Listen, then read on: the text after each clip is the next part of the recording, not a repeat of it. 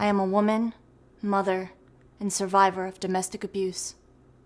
For privacy reasons, I hope you understand my choosing to speak to you through this actress and these diary entries that I've written throughout my journey. I'll tell you this up front. My husband has never hit me. October 12th, 2014.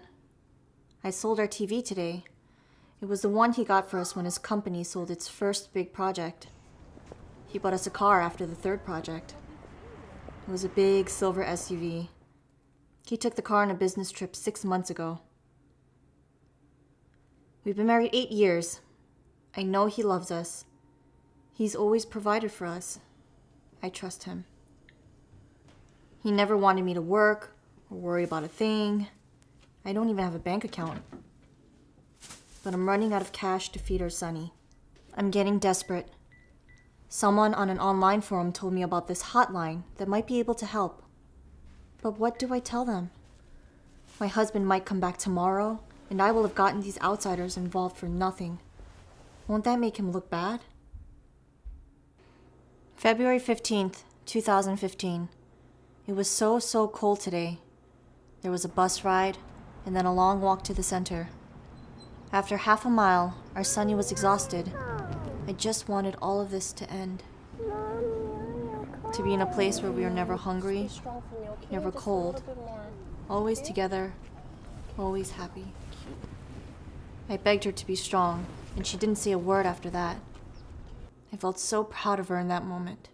The counselor at the center gave us some emergency supplies, some little things to eat. My husband would never have approved of this, but he wouldn't have to know. I just couldn't stand selling any more of our possessions for food. The counselor said I would have to apply for vouchers and food stamps. She was warm and kind, but all of this was making my head spin. I wish she would just come home and make all of this go away. January 4th, 2016. The new year began with a shock. I received a long handwritten letter from my husband. I had emailed him last week that I was going to move to the shelter because I had no money to pay rent. There was a check in the envelope for 2 whole months' rent. He apologized and said it would all make sense soon, that he would make it up to me. I told the counselor that I wouldn't have to move in after all. She told me I should move in and save that money. She told me that I couldn't rely on him to keep sending the checks, that I can't change him or wait for him to change. And in that moment, I felt the strangest feeling of excitement and despair. The truth that I had been avoiding was suddenly so clear to me, and that clarity broke my heart. How can I give up on him? Part of me asked. No, he gave up on me. He gave up on us. We move into the shelter next week. March 1st, 2018. What a difference being able to pay for my own rent has made.